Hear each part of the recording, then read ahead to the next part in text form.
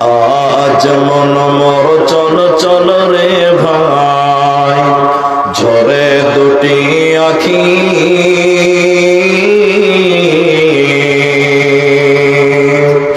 এ বোঝাইলে বুঝিস না মন তুই কোন জঙ্গলের পাখি রে। আজ মন মোর চল চল রে, কাঁচা বাঁশের খাট পালঙ্ক শুকনো পাটের দড়ি, এ আত্মীয় স্বজনে মিলে রেখে আসবে আপন বাড়ি রে। আজ মন মোর চল চল রে, কুলের পাতা গরম পানি গোসল করাবে, এ গোসল করাইয়া মন তোর কাফন পরাবে রে। আজ মন মোর চল চল রে, কাফন পরাইয়া মন তোর খাটলে তুলিবে, এ খাটলে তুলিয়া মন তোর জানাজা পড়াবে রে। আজ মন মোর চল চল রে, জানাজা পড়াইয়া মন তোর কবরে রাখিবে, এমন কিরণাকির ফেরেশতা তখনই আসিবে রে। আজ মন মোর চল চল রে, মন কিরণাকির রক্ষার বাদিনে ছিলে রে। আজ মন মোর চল চল রে, মাকান দেবে বেটার বেটা, এ মাকান দিবে বেটার বেটা, বোন কান দিবে ভাই রে, এ ঘরের বিবি সেও কান দিবে আর তো কেহ নাই রে। আজ মন মোর চল চল রে, আজ মন মোর চল চল রে ভাই, ঝরে দুটি আখি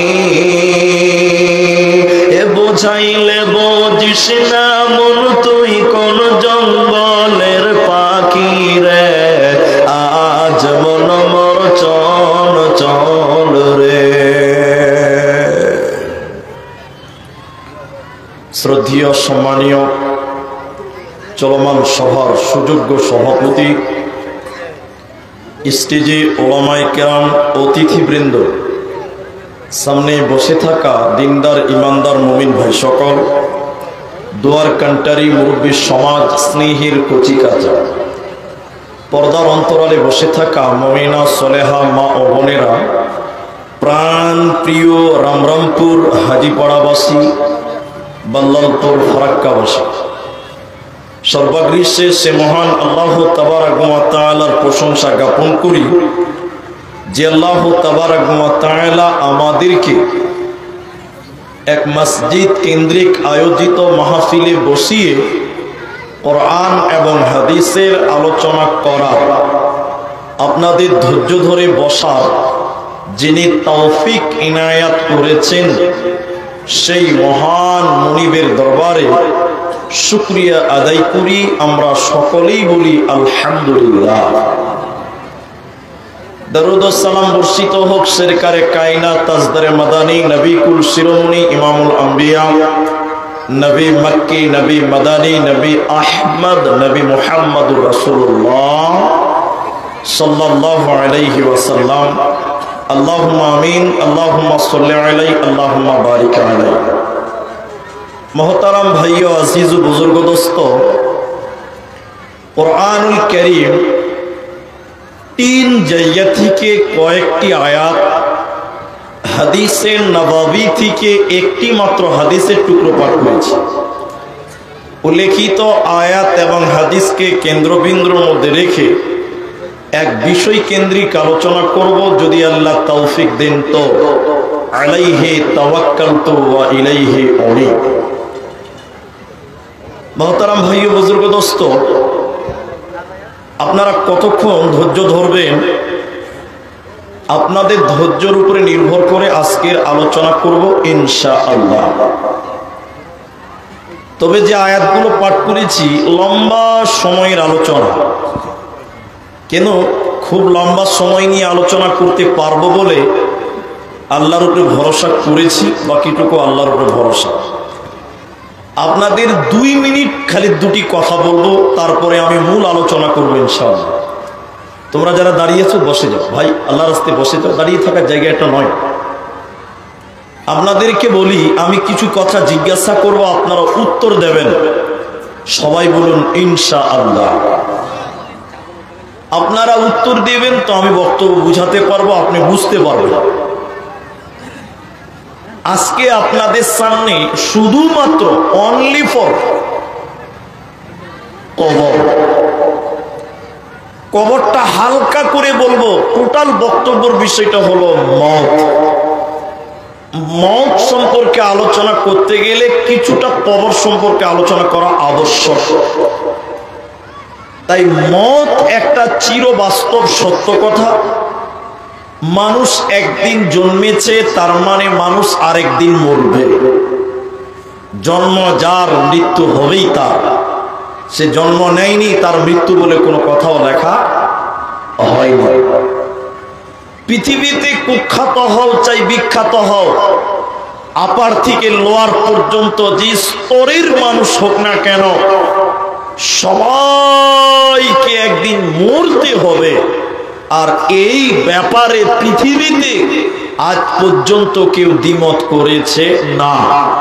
সবাই একমত যে আমাকে মরতেই হবে।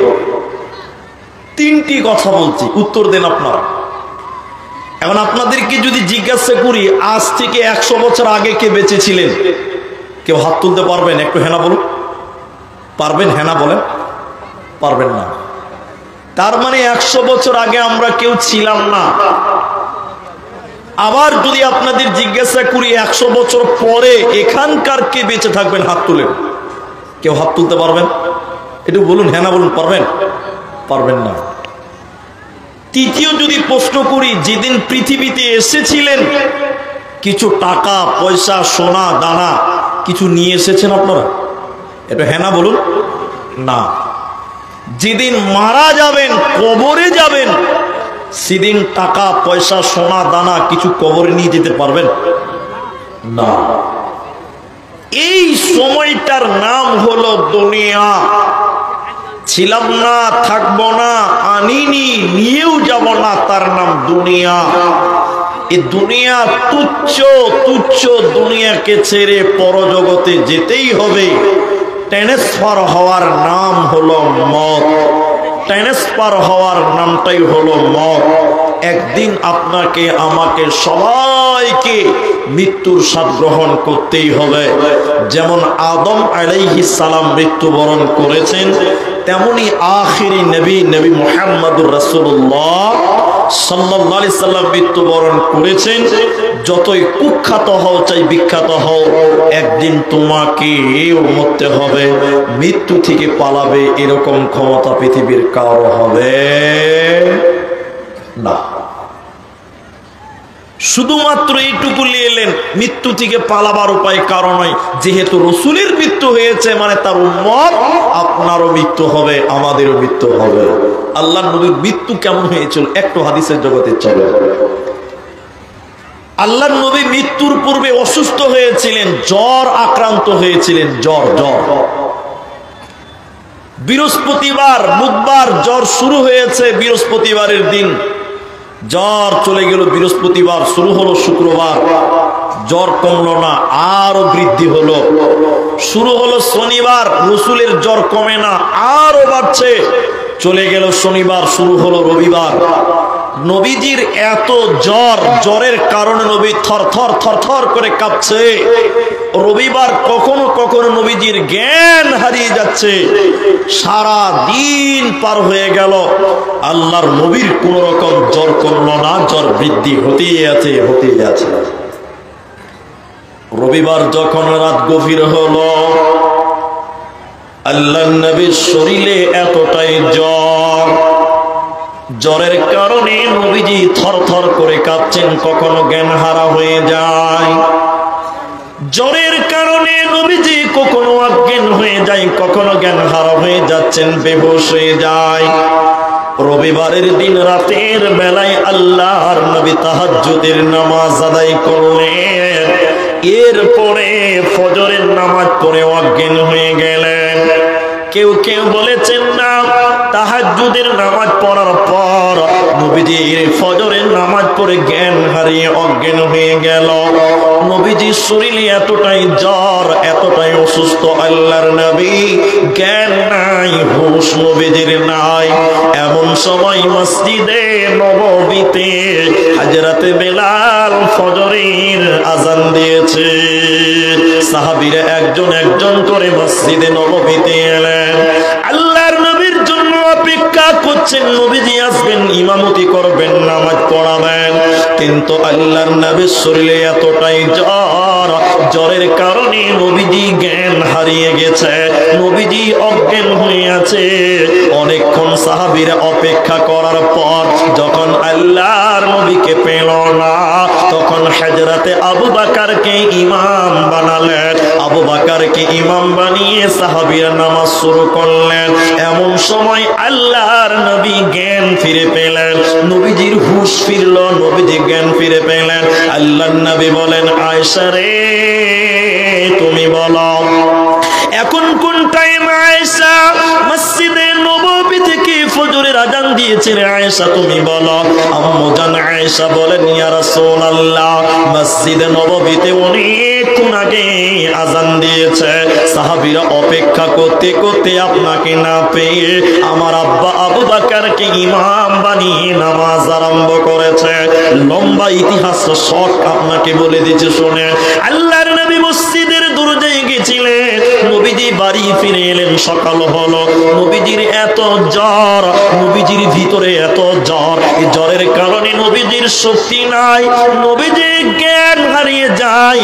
আল্লাহর নবী তখন বলেছিলেন, আয়েশা তুমি আমার মেয়ে ফাতিমাকে খবর দাও।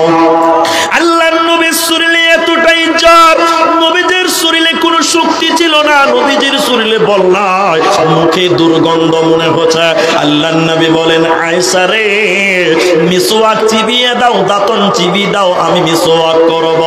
নবীজির বুকের ব্যথা, মৌতের ব্যথা, মৃত্যুর জ্বালা, মৌতের জ্বালা, মৃত্যু কত যন্ত্রণা শুনেলেন। আল্লাহর নবী থরথর করে কাঁপছেন, শরীরে কোনো বল নাই। আম্মা জান আয়েশা নিজের মুখে মিসওয়াক চিবালেন, ওই মিসওয়াক নবীজির দাঁতে ব্যবহার হলো। আল্লাহর নবী আম্মা জান আয়েশার উরুরানির উপরে মাথা দিয়েছিলেন। নবীজি বলেন, মৃত্যুর জ্বালা, মৌতের যন্ত্রণা, মৃত্যু কত কঠিন, মৃত্যু কত জ্বালা। এরে আমার উম্মতের দলেরা শুনে নাও, মনে হচ্ছে উহুদ পাহাড়টা আমি নবীর উপরে চাপিয়ে দেওয়া হয়েছে, এত কষ্ট হচ্ছে, মৌতের জ্বালা। নবী বলেন, ইন্নালিল মাউত লা সাকরাতুন, মৃত্যু বড় কঠিন উম্মত, মৃত্যু বড় জটিল, হে উম্মত শুনে নাও। আমি নবীকে কত যন্ত্রণা মনে হচ্ছে, উহুদ পাহাড়টা আমি নবীর উপরে যেন চাপিয়ে দেওয়া হচ্ছে। নবীজি ছটফট করেছে, প্রাণ পাখি পৃথিবী ছেড়ে চলে যাবে, আত্মাটা নিয়ে চলে যাবে।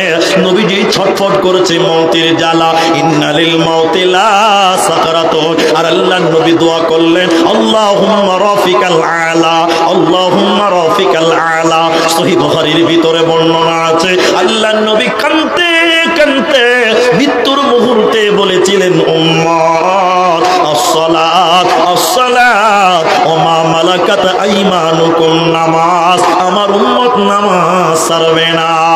মৃত্যুর জ্বালা, মৃত্যুর ব্যথার বর্ণনা নবীজি দিতে পারলেন না, এতটুকু শুধু বললেন, ইন্নালিল মাউত লা সাকরাতুন, উম্মত মৃত্যু বড় কঠিন, সত্য, মৃত্যুর জ্বালাও বড় কঠিন। অতএব প্রতিটি মানুষকে মৃত্যুর যন্ত্রণা বুঝতে পারাবে, প্রতিটি মানুষকে মৃত্যুর স্বাদ গ্রহণ করতে হবে।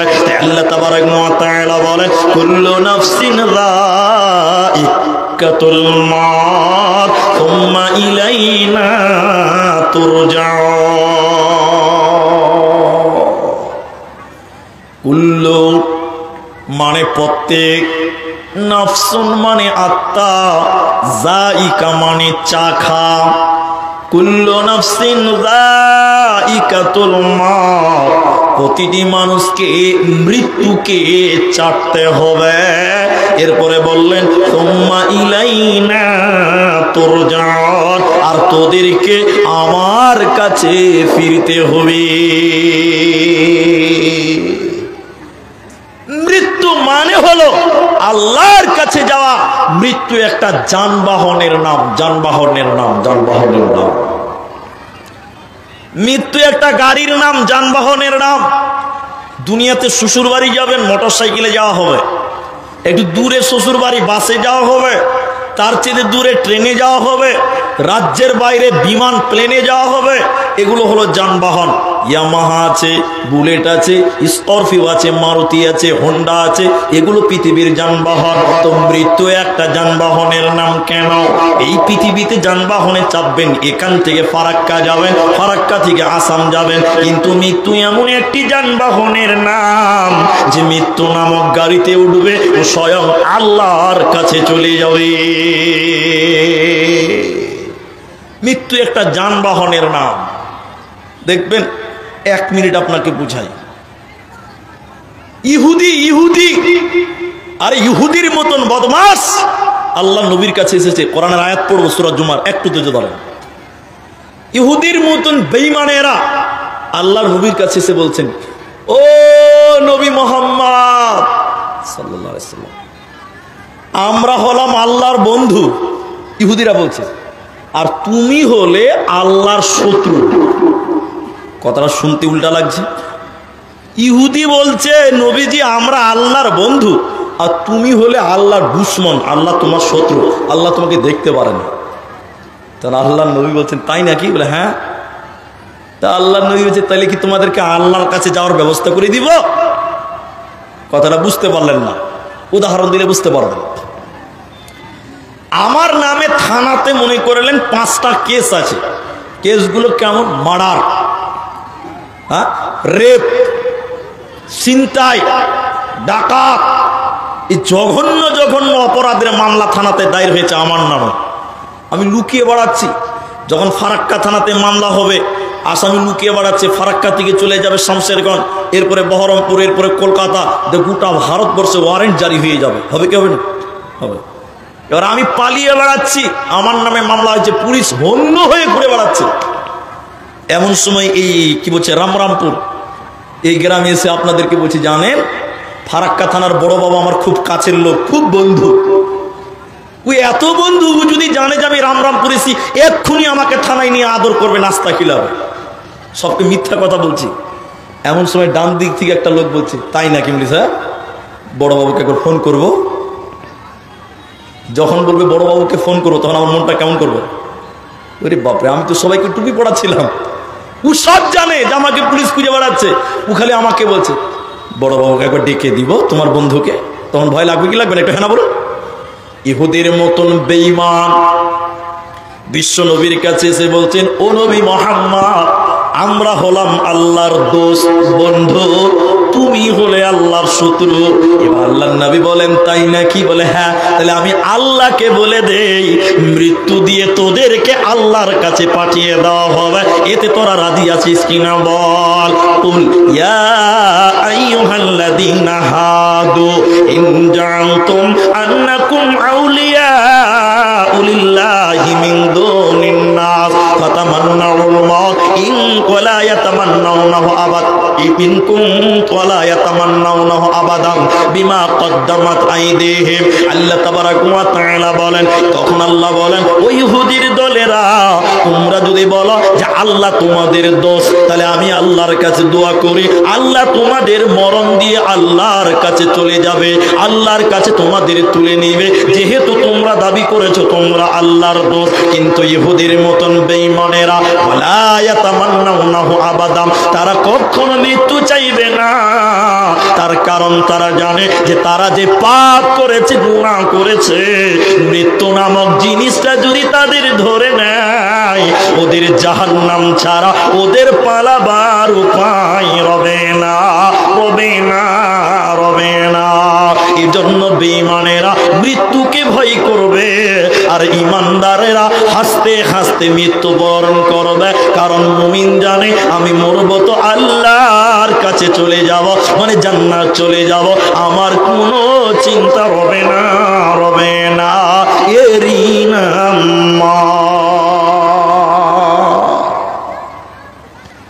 আরেকটা উদাহরণ দিলে আয়াতটা আরেকটু বুঝাতে পারবো। আরেকটা আয়াত আছে, এই রামরামপুর আর ইমামনগর, ইমামনগর কত দূর এখান থেকে? 2 কিলোমিটার। এই রামরামপুরের 3টে ছেলে বন্ধু, বন্ধু দোস্ত, এরা নিয়ত করেছে মালদা যাব, মালদা অথবা বহরমপুর যাব। তো বলছে কখন যাবি রে? বলে সকাল 4:30টার সময় যে লোকাল ট্রেনটা আছে বাল্লালপুরে, ওই লোকাল ট্রেনটা ধরে মালদা যাব। 3 বন্ধুতে প্ল্যান করেছে, যুক্তি করেছে, ঠিক আছে তাই হবে। 4:30 5টার সময় ট্রেনটা আছে, বুঝাবার জন্য বলছে, আমার কিছু জানা নাই ওটা। এবার 2 বন্ধু টাইম মতো স্টেশন চলে গেছে বাল্লালপুর, আর এক বন্ধু ঢিলা, ঢিলা, ঢিলা মানে বুঝেন তো? ঢিলা মানে বুঝেন তো? একটু হ্যাঁ না বলেন। আইলসে, আইলসে, অলস যাকে বলে আর কি। 2 বন্ধু চলে গেছে টাইম মতো, আর এক বন্ধু যায় নাই। এরা দুজন খালি কইছে কই রে, কই রে, কই এলো রে। ও মানুষ হলো না, সারা জীবন ঢিলা ঢিলাই থেকে গেল, আর জ্ঞান হলো না, ও টাইম সম্পর্কে কোনো জ্ঞান নাই, ও গাধা গাধাই থেকে গেল। ট্রেনটা ঢুকেছে, 2 বন্ধু ট্রেনে চেপে গেছে, ভালো করে বুঝেন, যাবে মালদা। এমন সময় ওই 3 নম্বর বন্ধু প্ল্যাটফর্মে ঢুকেছে, ট্রেন ফারাক্কা ঢুকছে। আচ্ছা বলুন, এই 3 নম্বর দোস্ত আর ট্রেনটা পাবে?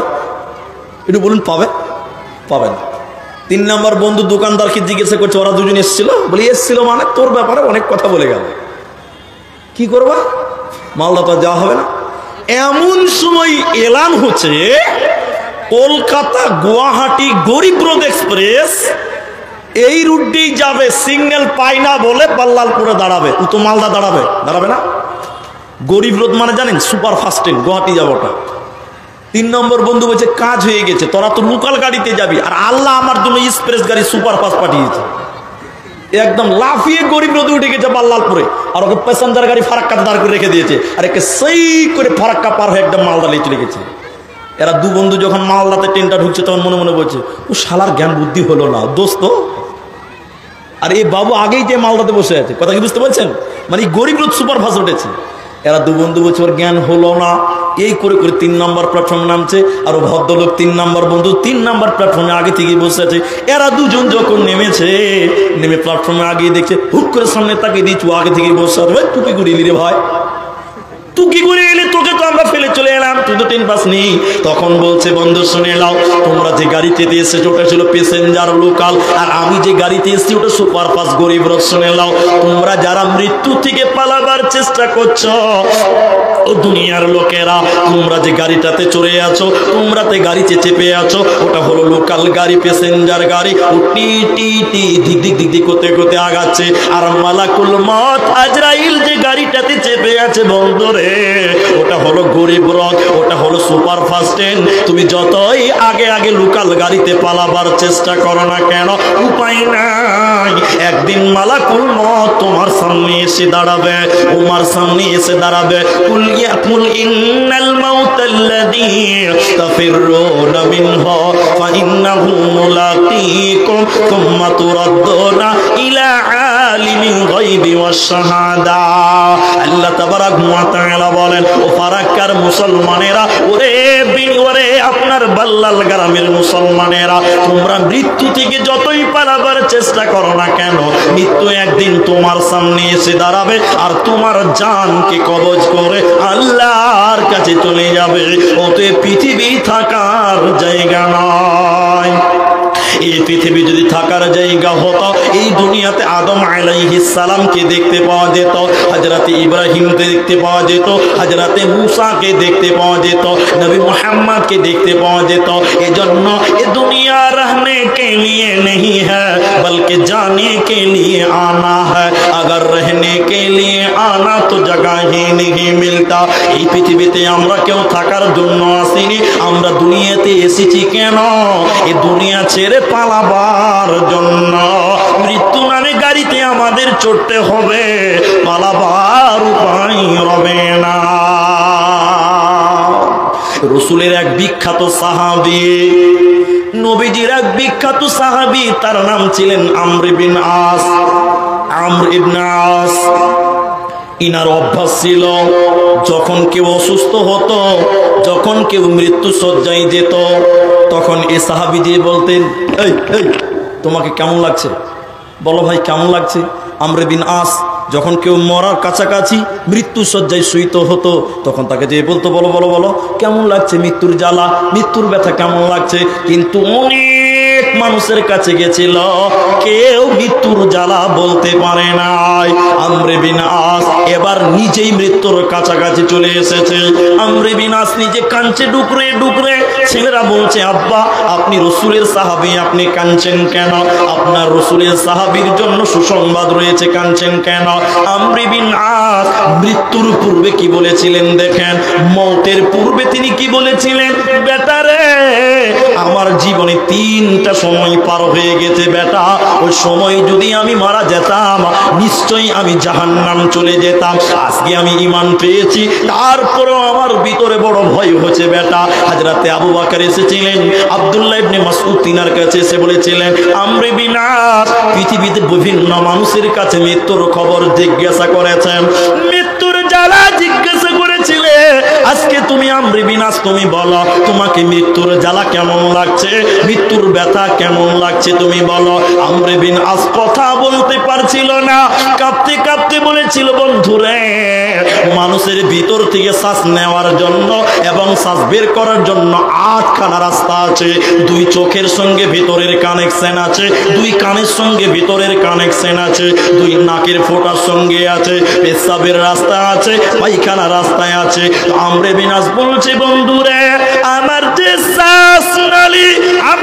শ্বাস নালী যেটা দিয়ে শ্বাস নিচ্ছি এবং শ্বাস বের করেছে, শুনে নাও আমাকে কত কষ্ট হচ্ছে।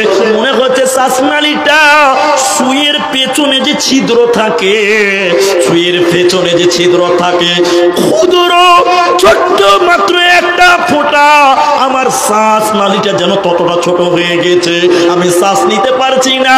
আমর বিন আস তার বুক উঁচা হয়ে গেছে। মৃত্যুর পূর্বে তিনিও কাঁদতে কাঁদতে বলেছিলেন, ইন্নালিল মাউত লা সাকারাতুন, মৃত্যুর জ্বালা বড় কঠিন জ্বালা, মৃত্যুর ব্যথা বড় কঠিন বেদনা। নবী বললেন, নবীর সাহাবী আমর বিন আস বলছে, আমি শ্বাস নিতে পারছি না, বড্ড কষ্ট হচ্ছে, সংকীর্ণ হয়ে গেছে শ্বাসনালীটা।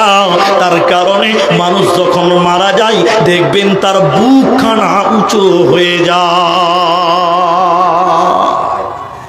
দাদিকে মরতে দেখেছেন? দাদি যখন মারা যাচ্ছে করে ভিতর থেকে আওয়াজ বের হচ্ছে। নানি মারা গেছে, দাদু মারা গেছে, মৃত্যুর আগে মুখ বন্ধ হয়ে গেছে, কথা হয় না, কিন্তু ভিতর থেকে গরগার গরগার গরগার করে আওয়াজ বের হচ্ছে। কেন জানেন? শ্বাসনালী সংকীর্ণ, শ্বাসনালী এত সরু। আমর বিন আস বলছেন, সুয়ের পেছনের ছিদ্র যতটা মিহি অতটাও নয়, ওর চাইতে সংকীর্ণ হয়ে গেছে, শ্বাস বের হয় না। তখন ভিতর থেকে গরগর গরগর করে আওয়াজ বের হয়। মৃত্যু কত কঠিন, মৃত্যু কত জটিল, মৃত্যু কত কঠিন আমরা কেউ চিন্তা ভাবনা করি না। আল্লাহ বলছে, কি পালাবে? সাদ্দাতরা দু ভাই ছিল, সাদ্দাত এবং সাদিদ। ইতিহাস সাদ্দাত এবং সাদিদ, সাদ্দাতের ব্যাপারে 90% ঘটনা মিথ্যা, এটা আগেই বলে দিচ্ছি। সাদ্দাতের মা নৌকাতে পার হচ্ছে আর পেটে বাচ্চা আছে। সাদ্দাতের মা পেটে বাচ্চা নিয়ে নৌকা পার হচ্ছে, হঠাৎ করে সাদ্দাতের মায়ের যে নৌকায় যাচ্ছে, নৌকাটা ভেঙে নদীতে ডুবে যাচ্ছে। আল্লাহর কারিশমা, সাদ্দাতের মা একটা তক্তা ধরেছে, তক্তা কাঠ, ভাসছে। নৌকা ডুবে গেছে, পেটে চাপ পড়েছে, ওই তক্তার উপরেই বাচ্চা প্রসব হয়ে গেল, সাদ্দাত জন্ম হয়ে গেল। সাদ্দাতের মা ওই নদীতে ভাসতে ভাসতে সাদ্দাতকে এরকম করে কোন রকম ধরে দুধ পান করাবে। আল্লাহ তাআলা বলছেন, আজরাইল যাও যাও, তুমি সাদ্দাতের মায়ের জানটা কবজ করো। মালাকুল মউত বলেছিলেন, আল্লাহ একটু টাইম দাও, আমি সাদ্দাতকে একটু সাল দুধ পান করার সময়টুকু দাও, তারপরে তার মার জান কবজ করব। আল্লাহ তাবারাক ওয়া তাআলা বলেন, ইদা জাআ আজালুহুম লা ইস্তাখিরুনা সাআতাও ওয়া লা ইস্তাকদিমুন।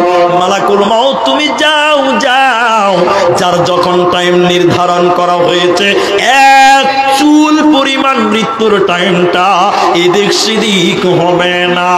ইদা জাআ আজালুহুম লা ইস্তাখিরুনা সাআতাও ওয়া লা ইস্তাকদিমুন। আল্লাহ মানুষের মৃত্যু লিখেছে, যখন যে টাইমে যে জায়গাতে লিখেছে ওই টাইমে তার মৃত্যু হবে। মৃত্যু থেকে পালাবার মতন ক্ষমতা পৃথিবীর কারো হবে না। মরণ কি তোর স্মরণ হলো না ও মুমিন ভাই, মরণ কি তোর স্মরণ হলো না? টাকা পয়সা জমিদারি করে রবে দালান বাড়ি, আখিরাতের চিন্তা করলি না মুমিন ভাই, মরণ কি তোর স্মরণ হলো না? করলি না তুই নামাজ রোজা, হলো রে তোর পাপের বোঝা। করলি না তুই নামাজ রোজা, হলো রে তোর পাপের বোঝা। আখিরাতের চিন্তা করলে না মুমিন ভাই, মরণ কি তোর স্মরণ হলো না? মরণ কি তোর স্মরণ হলো না মুমিন ভাই, মরণ কি তোর স্মরণ হলো না? দাও জি ভাই ওইটাও চালু রাখেন, ওই মাইকটাও দেন, এটা চালু আছে, দেন। কিছু বলবেন নাকি? হ্যাঁ কিছু বলবো, সুই দেওয়া আছে তো, সুই দেওয়া আছে হয় না কেন? ওই মাইকম্যানটা কই? ধরেন এটা তো বলেন, বলেন আপনি কি বলতে বলো তো? ওই সাহান বলে দিচ্ছি, ওই খাবারের কাউরি প্রয়োজন থাকলে খাবার আসে, এখান থেকে কুপন নিয়ে যাবেন, পয়সা লাগবে না। হ্যাঁ, যারা বাইরের আছেন বিশেষ করে খাবারের প্রয়োজন আছে, এখান থেকে কুপন নিয়ে যাবেন, পয়সা লাগবে না, দেখিয়ে আসবেন। আল্লাহু আকবার। হাজি, আমাকে তো অনেক মানুষই চিনেন, ফেসবুকে ইউটিউবে দেখেন। আপনাদের মালদার এই মুর্শিদাবাদের পাঞ্জরে আছে হরিশ্চন্দ্রপুর মালদা। মালদাতে জালসাতে ভাত খেতে গেলে 120 টাকা লাগে। কত লাগে জানেন? 120 টাকা ডেলিগেট ফি। তাও মানুষ 20 কুইন্টাল 10 কুইন্টাল মাংস খেয়ে নিচ্ছে। সুবহানাল্লাহ বলবেন না? 9টার পর ডেলিগেট বন্ধ, আর খাবার নাই। কতটি মাংস করেছিলেন? 10 কুইন্টাল। কত করে খেয়েছে? 120 টাকা। আর এখানকার লোক আপনাকে বলছে ফ্রিতে খেয়ে এলেন। সুবহানাল্লাহ। হাজি, তো যে কথা আমি বলছি দেখেন, এদিকে তাকান। এখন 3টি প্রশ্ন করব, উত্তর দেন, একটু উত্তর দেবেন, সবাই উত্তর দেবেন, বলুন ইনশাআল্লাহ। 12টা বেজে গেছে, তারপরও 5 মিনিট আছে। আল্লাহ আগে হায়াত সৃষ্টি করেছেন আগে মওত? সবাই বলুন। আগে হায়াত, একটু বলুন, আপনারা বলুন, আগে হায়াত নাকি মওত? আল্লাহু আকবার। একটা লোক কথা বলবে, বাকি কেউ বলবে না। আজ দ্বিতীয় নম্বরটা উত্তর দেন দেখি, তারপরে পারেন না। আগে রাত নাকি দিন, কোনটা আগে সৃষ্টি হয়েছে জানেন না আপনারা? তাহলে মজারটা বলি এবার। আগে ডিম সৃষ্টি করেছে আল্লাহ না আগে মুরগি? তাও জান? হ্যাঁ জি ভাই, আগে ডিম না আগে মুরগি? মুরগি। আচ্ছা মুরগি ছাড়া, মুরগি হলে তো ডিম ছাড়া মুরগি হলো কি করে? আগে ডিম। দেখেন এখন উল্টা হয়ে গেছে। তারপরে বলেন আগে রাত না আগে দিন? এটা আবার যায়। বলুন বলুন একটু বলুন। একটা লোক বলছে রাত, কি আপনি নাকি? ওদিকে কেউ রাত। আপনারা কি বলছেন? কিছু বলবেন না? আপনার মনে মনে বলছেন যে মুলবি বকবা তো তুমি, আমাকে কেন বকতে বলছো? মুর্শিদাবাদের লোক, নবাবের দেশের লোক তো খুব চালাক, বকবেন তো আপনি, আমাদেরকে কেন বকাবেন? বলুন আগে মত না আগে হায়াত? প্রত্যেকটা কোরআনে আছে, কিন্তু ওগুলো বলতে গেলে অনেক সময় লাগবে। জি না, আগে হায়াত নয়, আগে মত। আল্লাহ কোরআনে বলছেন, আল্লাহ আগে মৃত্যু, মত। মত এটা বুঝাতে গেলে 5 মিনিট টাইম বসতে হবে, ধৈর্য হারা হবেন। ধৈর্য হারা হলে চলবেন, একটু ধৈর্য ধরেন। আল্লাহ যখন লেখলো আব্দুর রহমান, আমার যখন আল্লাহ আয়ু লিখছে, আয়ু আয়ু কত বছর বাঁচবো, কি খাবো না, ভাগ্য বলে একটা জিনিস আছে না? একটু হ্যাঁ না বলুন ভাই। এবার তকবীর দেখি, নারায়ে তাকবীর। পানি পড়ছে না কুয়াশা পড়ছে? জি ভাই, কুয়াশা পড়ছে। বলুন নারায়ে তাকবীর। তাও বলছে না গো, খালি পঞ্চায়েতের ভোট আর তোর সারের মতন লাফাবে একটা। পঞ্চায়েতের ভোটে ধামাধাম লাশ পড়ছে মুসলমান গো, ছি ছি ছি। আর আল্লাহ তাকবীর দিবস হয়েছে। দেখেন যখন আয়ু লেখছে ভাগ্য আল্লাহ, তখন লেখছে প্রথমে মত। প্রথমে আল্লাহ কি লিখছে একটু বলুন বলুন? মত। এরপরে শুরু করলো লম্বা সফর, মৃত্যু থেকে শুরু করেছে হায়াত। মত লেখার পর লেখলো 80 বছর। 80 থেকে 1 কমলো, কত থাকবে? 79। 2 কমলে 78, 3 কমলে 77। এক কমতে কমতে কমতে কমতে কমতে কমতে কমতে কমতে সর্বশেষ যেটা আসবে সেটার নাম মত। এখনো বুঝতে পারেননি? এখনো বুঝতে পারেননি? আল্লাহকে মত লেখলেন কেন? আল্লাহকে মত সৃষ্টি করলেন কেন? এয়ারপোর্টে যারা উঠেছেন, প্লেনে যারা উঠেছেন, প্লেনের যে লোকো পাইলট, ওর কম্পিউটারেও দেখে যে এখান থেকে আমাকে শিলিগুড়ি বাগডোগরা যেতে হবে কত কিলোমিটার, লেখা আছে যে 70 কিলোমিটার, 270 কিলোমিটার বাগডোগরা শিলিগুড়ি। এখন এখানে লেখা থাকে 1, 2, 3 এরকম নয়, বরং উল্টা 270 থেকে কমতে থাকবে 269, 200 একটা একটা করে কমবে, 69 থেকে 1 কমবে, 2 কমবে, 3 কমবে, এই করে করে কমতে কমতে কমতে কমতে সর্বশেষ আসবে 1, তারপরে আসবে 0, মানে আর কিছু নাই। কিন্তু ওইটা যদি 1, 2, 3 এরকম করে করে দিত, তাহলে যে লোকো পাইলট মাঝে মধ্যে তার ভুল হতো যে 270 হবে না 71 হবে, কখনো কখনো দেওয়ালে মেরে দিত। এজন্য বিমানের পাইলটকে উল্টো দিক থেকে হিসাব করতে হয়। তো আল্লাহ হায়াত সৃষ্টি করেছে আগে নয়, বরং মতটা আগে লিখেছে। কেন? কোরআনে 3টি কথা বুঝতে হবে, 3টি কথা। তার একটা কথা আজকে আলোচনা করব, বাকি 2টাকে গোপন করে দিয়ে যাব। আল্লাহ কেন বললেন দেখেন, আগে মৃত্যু আল্লাহ বলছেন আল্লাযী খালাকাল মাউতা ওয়াল হায়াতা। দেখেন আল্লাহ কি বলছেন, আল্লাযী খালাকাল মাউতা, আমি আল্লাহ মতকে সৃষ্টি করলাম। তাহলে আল্লাহর সৃষ্টি আগে মত, আগে হায়াত নয়। মানুষ যেমন সৃষ্টি, গাছ যেমন সৃষ্টি, গরু ছাগল যেমন সৃষ্টি, অনুরূপ মৃত্যু একটা সৃষ্টির নাম। মৃত্যুরও মত হবে, মতেরও মৃত্যু হবে। ওটা 2 মিনিট পরে বলছে, শুনেলেন?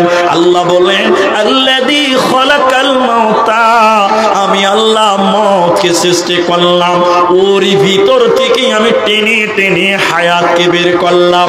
তার মানে আমরা সবাই ছিলাম মৃত, আমাদের সবাই আমরা মৃত ছিলাম। ওই মৃত্যু থেকে আল্লাহ জীবিত করেছেন, আবার মৃত্যু দেবেন, আবার জীবিত করবেন। এই জন্য মৃত্যু 2 বার, জীবিত 2 বার। আল্লাহ বলেন তোরা ছিলি মৃত, মৃত্যু থেকে তোদের জীবিত করলাম, আবার আল্লাহ দুনিয়াতে মরণ দেবে, আবার আল্লাহ কবরে কিয়ামতে জীবিত করবে। কেন কেন কেন? মৃত্যু থেকে জীবিত, জীবিত থেকে মৃত, আবার জীবিত কেন? এরকম সৃষ্ট কেন? আল্লাহ বলছেন আইয়ুকুম আহসানু আমালা, পৃথিবীতে কে কতটা আমল করতে পারে। আমি আল্লাহ প্রথমে মৃত্যু বানালাম কেন? মৃত্যুটা তোরা মাথায় নিয়ে ঘুরে বেড়া, কারণ এই দুনিয়া থাকার জায়গা নয়। আল্লাযী খালাকাল মাউতা ওয়াল হায়াতা লিয়াবলুয়াকুম আইয়ুকুম আহসানু আমালা। দুনিয়াতে মৃত, মৃত্যু থেকে জীবিত, জীবিত থেকে মৃত, আবার জীবিত কেন? আইয়ুকুম আহসানু আমালা, কে কতটা উত্তম আমল করে এটার জন্য তোদেরকে মৃত্যু থেকে জীবিত করেছে, আবার মৃত্যু দিব, আবার জীবিত করব।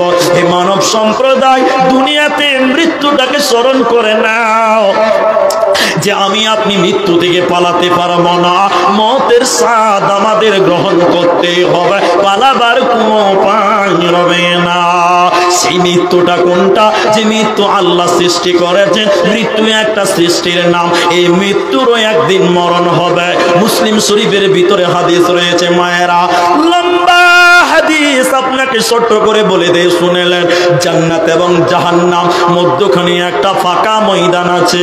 ওই ফাঁকা ময়দানে আমার আল্লাহ একটা পশুকে কানে ধরে টেনে এনে জবাই করে দেবে। ওই পশুটা উল্টো না দুম্বা না ভেড়া না গরু না ছাগল, আজীব রকমের একটা প্রাণীকে আমার আল্লাহ জান্নাত জাহান্নামের মাঝখানে ছুরি দিয়ে জবাই করে দেবে।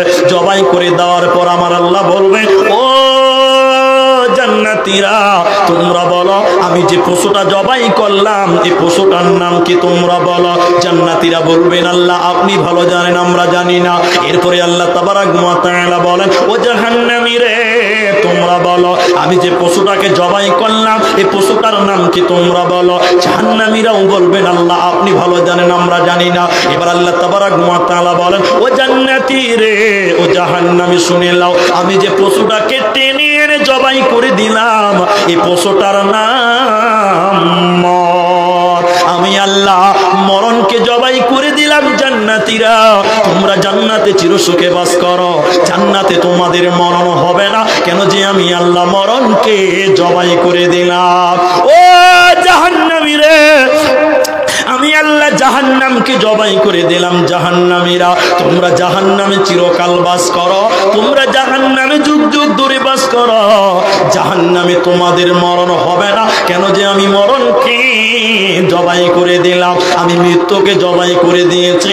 অতএব তোমরা যুগ যুগ ধরে জাহান্নাম বাস করো। তাহলে মরণ একটা আল্লাহর সৃষ্টি, এই মরণকে সবাই বরণ করতে হবে, আর মৃত্যুকেও মরতে হবে। মৃত্যু থেকে পালাবার মতন ক্ষমতা পৃথিবীর কারো হবে না।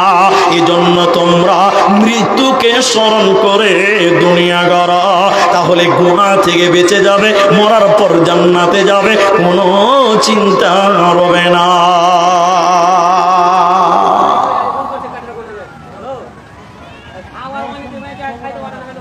তো আপনাদেরকে যে কথা আমি বলছি শুনেলেন, আপনারা বুঝতে পারছেন যে খাওয়ার মেলায় বেঁচে আছে। তো কিছু কিছু লোক যারা খাননি তারা যান, খাবার নষ্ট না হয়। সবাইকে আবার নষ্ট করিয়েন না, সমাজ মানে প্যান্ডেলটাই মজলিসটাই ভেঙে যাবে। এবার দেখেন, মৃত্যু একটা খাবারের নাম, খাবারের নাম। মৃত্যু একটা খাবার বস্তুর নাম। কেন?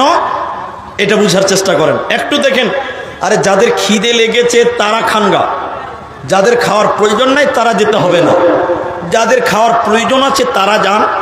ছেলেরা খাওয়ার ব্যবস্থা করেছে, নষ্টটা না হয় ওটা সবাই আমরা চাইছি। দেখেন কি বলছি, এই কথা শুনেলেন। সাহাবীদের জীবনটা খালি দেখেন, একটু দেখে নেন। আল্লাহর নবীর সাহাবীরা একদিন রসুলের সঙ্গে এক আনসার ব্যক্তির জানাজায় গেলেন। জানাজা হয়েছে, তখনও কবর কমপ্লিট হয়নি, গর্ত খুঁজছেন। দেখেন দেখেন দেখেন, আল্লাহর নবী কবরের সামনে যে বসলেন, সাহাবীরাও নবীর সামনে যে বসলেন, পাশে যে বসলেন, এমন করে বসলেন যে তারা নিশ্চুপ হয়ে গেলেন, স্তব্ধ হয়ে গেলেন। পাখিরা বুঝতেই পারবে না যারা মানুষ না গাছ, নড়াচড়া বন্ধ। আল্লাহ রসুল কবরের সামনে বসেছেন, এটা কঞ্চি নিয়ে কাঁটি নিয়ে দাগ দিয়েছেন, চিন্তিত চিন্তিত। অনেকক্ষণ পর আল্লাহ নবী মাথা চেড়ে বললেন, হে লোকেরা, তোমরা কবরের শাস্তি থেকে আল্লাহর কাছে পানাহ চাও, তোমরা আখিরাতের শাস্তি থেকে আল্লাহর কাছে পানাহ চাও, কারণ তোমাদের মৃত্যুর পর এই কবরই প্রথম স্থান, প্রথম জায়গা, যেই জায়গায় তোমাদেরকে রাখা হবে, কঠিন পরীক্ষায় ফেলা হবে।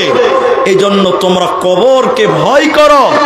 আল্লাহ নবী কথাটা একবার, দুইবার, তিনবার জিজ্ঞাসা করেছে।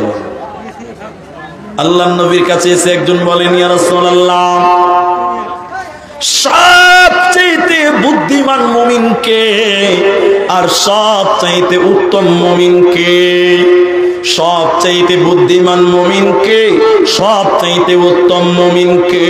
শুনলেন মায়েরা, বোনেরা, নবী বলেন সবচাইতে উত্তম মুমিন হলো ওই ব্যক্তি যার চরিত্র ভালো, যার ব্যবহার ভালো। সবচাইতে বুদ্ধিমান মুমিন হলো সেই যে পরকালের জন্য তৈরি হয়, পরকালের জন্য প্রিপারেশন নাই, মওতের জন্য রেডি হয়ে থাকে।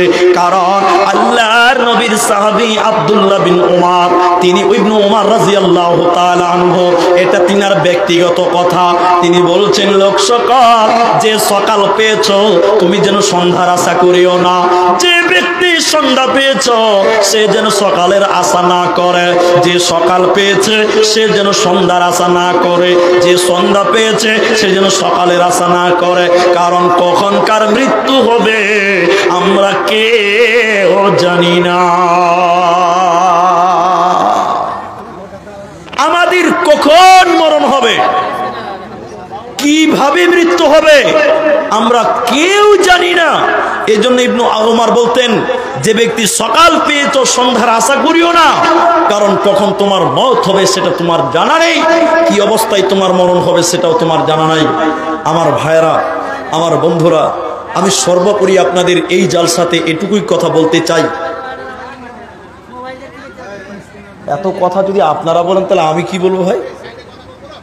আমি আপনাদের এই কথাটা শুধু এটুকুই বলছি, যেটি মানুষ আছেন ভাই, এটা একটা মসজিদের জালসা, খাওয়ার কথা বলেছেন, ছেলেরা খাবার করেছেন, খেতে যাবেন, ঠিক আছে আলহামদুলিল্লাহ। কিন্তু যারা এসেছেন ভাই, দেখেন এখানে বড় করে লেখা আছে যে ও কি আছে, উত্তর রামরামপুর মসজিদের জালসা।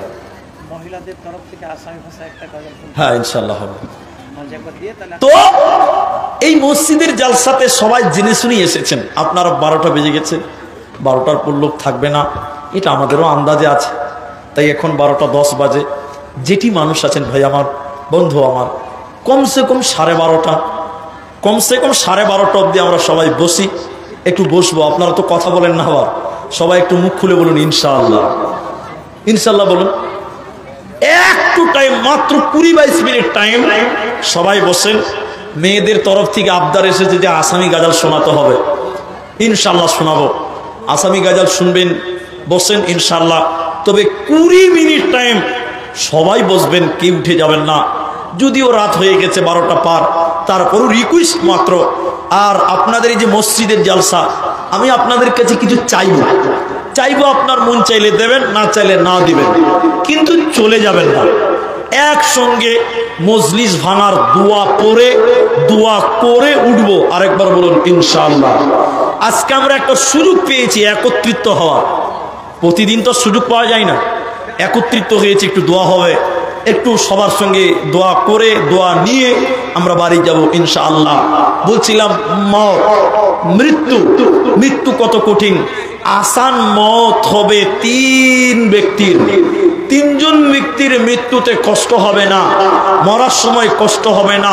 শুনিলেন, একটা খালি কথা বলে ওই 3জন ব্যক্তির পরিচয় বলে দিব। আপনারা বড়ই গাছ বুঝেন না কুল গাছ বুঝেন? কোনটা? বড়ের গাছ। বড়ের গাছে কাঁটা আছে, শিমলের গাছে কাঁটা আছে, বাবলা গাছে কাঁটা আছে।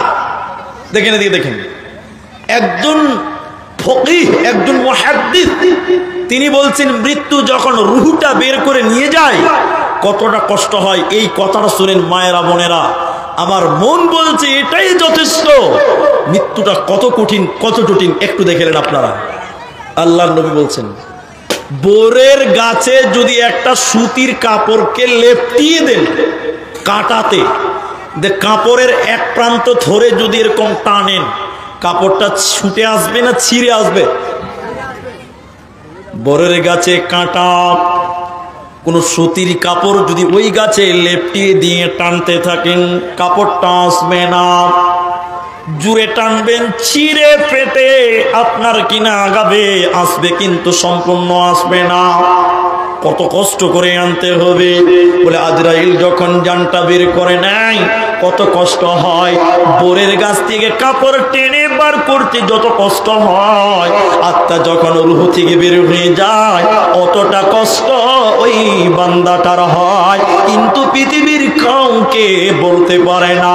মনের ভিতরে তিনখানা ব্যথা, তিনখানা বেদনা, তিনখানা জ্বালা, তিনখানা যন্ত্রণা।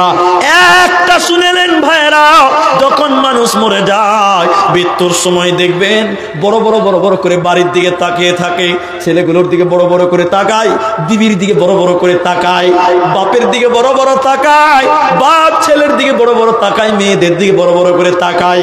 কেন কেন কেন? মনের ভিতরে তিনখানা জ্বালা, তিনখানা ব্যথা, তিনখানা বেদনা, তিনখানা যন্ত্রণা। তিনটার ভিতরে একটা হলো, আহারে কত কষ্ট করে বাড়িখানা বানিয়েছিলাম, কত ইমানি বেঈমানি করে ঘরখানা বানিয়েছিলাম, কত কষ্ট করে বাড়িখানা বানালাম, বাড়িতে আমি থাকতে পেলাম না। এটা হলো প্রথম নাম্বার ব্যথা। ছেলে মেয়েদের দিকে তাকায়, কত কষ্ট করে মানুষ করলাম, ছেলেগুলো বিয়ে করলো, নাতি পোতা হলো। ছেলে মেয়ের দিকে তাকায়, মনের ভিতরে জ্বালা, মনের ভিতরে ব্যথা, মনের ভিতরে যন্ত্রণা। আহারে সন্তানেরা, তোমাদেরকে ছেড়ে চলে যাচ্ছি, বলতে পারলাম না, বিদায়ের মুহূর্তে কিছু বলতে পারে না।